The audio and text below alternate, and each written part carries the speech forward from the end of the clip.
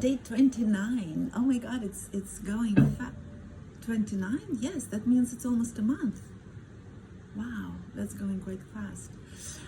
So today I actually wanted to talk about something a little different because, you probably have been seeing my crazy eye and how it was just going completely out of control with the redness. And so I'm somebody who, I have to say, I was raised by a mother who was really not into like drugs or medication.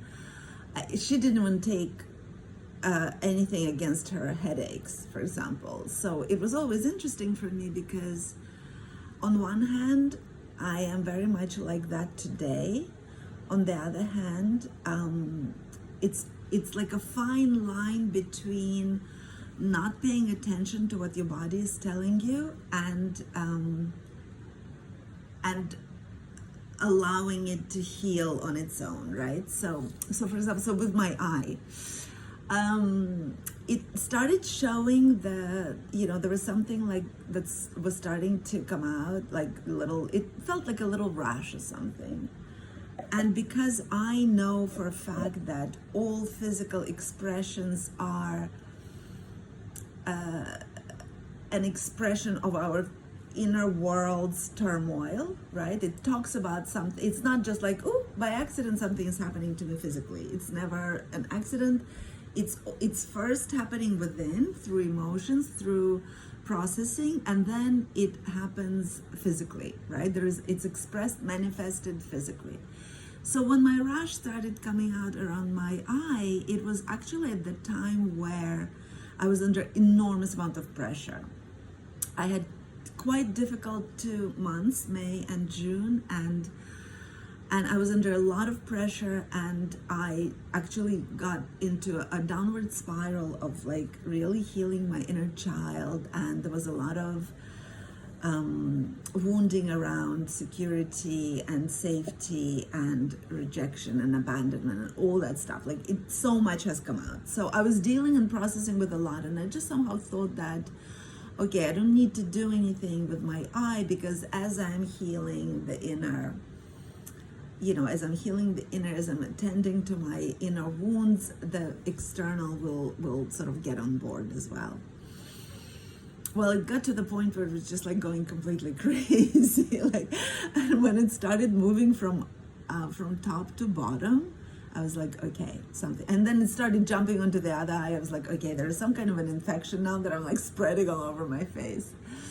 So it should also be said that several weeks ago, maybe it's almost a month ago now, I went to see a dermatologist. Actually, for some crazy reason, the usual doctors were not available, so I found some that was available, and she looked at my eye and she gave me something that,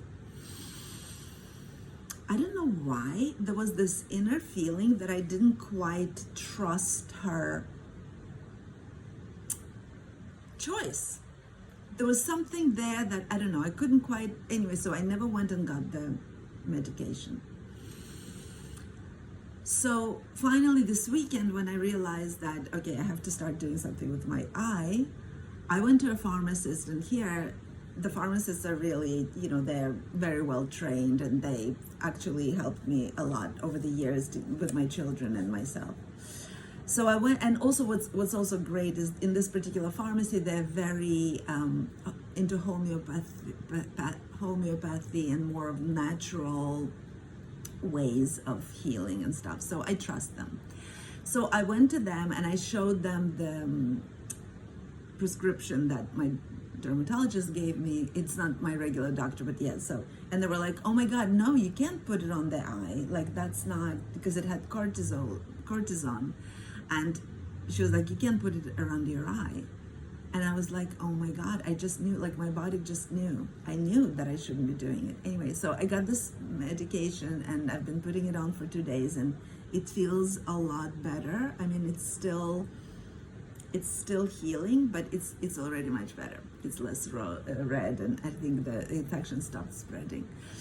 So the reason why I'm saying all that is that I've just been First of all, I'm a firm believer that we're mind, body, spirit. You can just isolate mental health from physical health and spiritual health, right? Like, I'm incredibly in belief and actual knowing. Like, I just always knew, I just know it in my body that that's the truth, right? Mental health, physical health, spiritual health, it's all related, and one cannot exist without the other. That's my firm belief.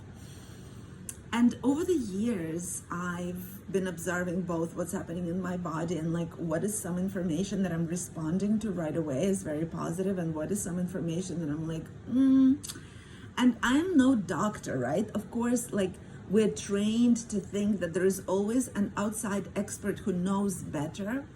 And I can tell you that in my life, with having raised 3 children and everything that I observe around my family and in my own case, your body always knows. I'm not saying that I know all the solutions and all the treatments.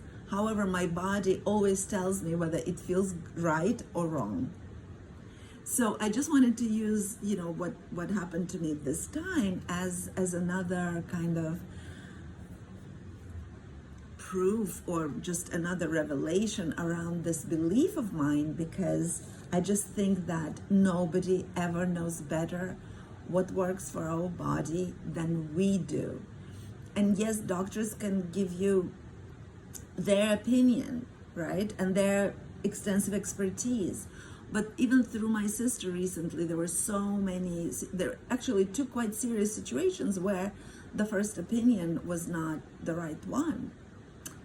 And so, so it's really, really interesting for me to talk about this subject, actually, and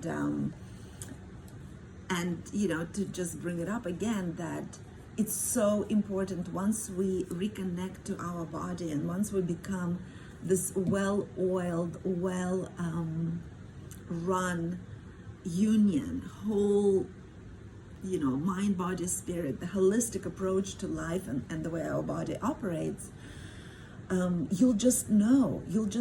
And actually, in my Safe to Be Me course right now, I was just preparing notes for my next masterclass, and I talk a lot about the fact that there's all kinds of information that comes at us, right? And if we are disconnected from our bodies, we have this tendency to sort of believe these experts, and I see manifested in every way, whether we're looking for physical solutions, whether we're looking for solutions about our relationships. Like, people always want to ask other people's opinions because we don't have the practice and the habit to rely on our own, to check with ourselves first. We just don't do that. So what is interesting, what I'm teaching is one of the things that if your body, your body is a pendulum, first of all. Your body knows exactly what's right and what's wrong, always. When we're disconnected from our bodies, we don't have access to that incredible information that never leads us astray. So when we reconnect to our body, then it's like this. It's what gives us security. It's what gives us that sense of safety as well. So, when you hear some kind of information and there is like an inner stirring, or like an inner rebellion, or I'm like, I want to get away from it, or I somehow don't act on it, for me it's a sure sign I'm not buying it, And when I hear information that is like, yes, it feels like a full body yes, you may have already heard that expression. Whenever I feel like my body is just like, yes, responds right away, and I immediately like go and get that, medication, for example, or I respond to, like, this morning I was conversing with a coach, and as we were talking, I was like, I've seen that program that you're offering, and she was like, yeah, my next one is in September. So I was like, immediately it was like, I'm gonna go and take it. So what I'm saying is that our body always tells us, whenever we are well connected to our body, we always know what's the next right step. If it feels right, like your body is just like, you're just moving in that direction on your own. And if it doesn't feel right, there is like a kind of a hesitancy, And it's like then suddenly you need some time, and you're like, you want to mull it over. So it's just interesting to talk about these things. I always love to talk about how magical our body is, and how when we are, mind, body, spirit reunited, it's just such a easier and more enjoyable experience of being alive. So that's what I wanted to share today. I will see you tomorrow.